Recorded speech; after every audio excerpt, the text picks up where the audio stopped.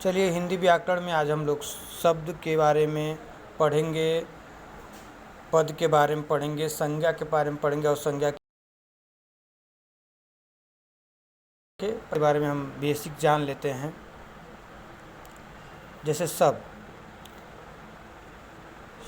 जब शब्द स्वतंत्र रूप से प्रयुक्त होता है और वाक्य के बाहर होता है तो यह शब्द होता है।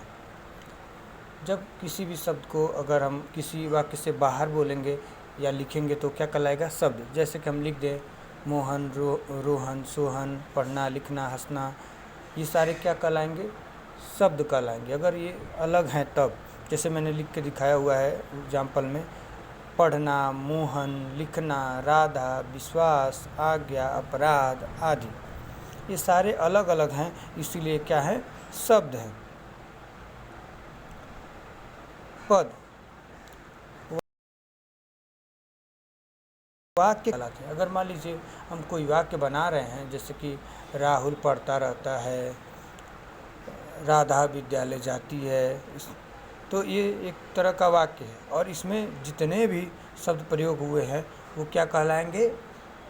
पद कहलाएंगे। जैसे राधा विद्यालय जाती है, इसमें इतने सारे शब्द हैं ना, राधा विद्यालय, ये सारे, तो ये सभी मिल इस वाक्य में प्रयोग हुए हैं तो ये पद कहलाएंगे। अब पद के प्रकार देख लीजिए। पद के 5 प्रकार होते हैं। देखिए, प्रकार को हम भेद भी कहते हैं, ठीक है। तो प्रकार पद के जो होते हैं 5 प्रकार होते हैं। पहला संज्ञा, दूसरा सर्वनाम, तीसरा विशेषण, चौथा क्रिया और पांचवा अवयव। अब बारी बारी से हम इन सभी के बारे में अध्ययन करेंगे। संज्ञा, किसी व्यक्ति, वस्तु, स्थान, भाव आदि के नाम को संज्ञा कहते हैं। देखिए, किसी व्यक्ति का नाम हो, जैसे कि राम, मोहन, नेहा, रवि, प्रदीप, राकेश, रोशन, पूनम, ये सारे नाम हैं, तो ये क्या हो गए? ये संज्ञा हो गए। उसी तरह वस्तु, जैसे कि कुर्सी, मेज, ये सब क्या हो जाएंगे? वस्तु हो जाएंगे। उसके बाद स्थान के नाम, जैसे स्थान का हम कहें आगरा, दिल्ली, लखनऊ, मऊ, ये सारे क्या हो जाएंगे? स्थान के नाम हो जाएंगे। और भावनाओं, जैसे आप किसी से जैसे किसी से प्रेम करना, घृणा करना, ये सारे भाव होते हैं और इन सबको हम क्या बोलते हैं? संज्ञा।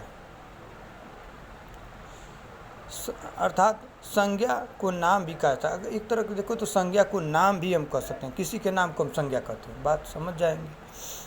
संज्ञा के प्रकार, संज्ञा को 2 आधारों पर बांटा गया है। देखो, संज्ञा को 2 आधारों पर उनके प्रकारों को बांटा गया, मतलब संज्ञा के प्रकार होते हैं तो संज्ञा को 2 आधार पर कई प्रकारों में बांटा गया है, दिखाया जाएगा। पहला व्युत्पत्ति के आधार पर और दूसरा अर्थ की दृष्टि के आधार पर। पहला व्युत्पत्ति के आधार पर, तो के आधार पर आगे हम देख लेते हैं। यहाँ है व्युत्पत्ति के आधार पर। व्युत्पत्ति के आधार पर संज्ञा 3 प्रकार की होती है। पहला रूढ़, दूसरा यौगिक और तीसरा योग रूढ़। उसी प्रकार अर्थ के आधार पर संज्ञा कितनी प्रकार की होती है? 5 प्रकार की। पहला व्यक्तिवाचक संज्ञा, दूसरा द्रव्यवाचक संज्ञा, चौथा समूहवाचक संज्ञा, पांचवा भाववाचक संज्ञा।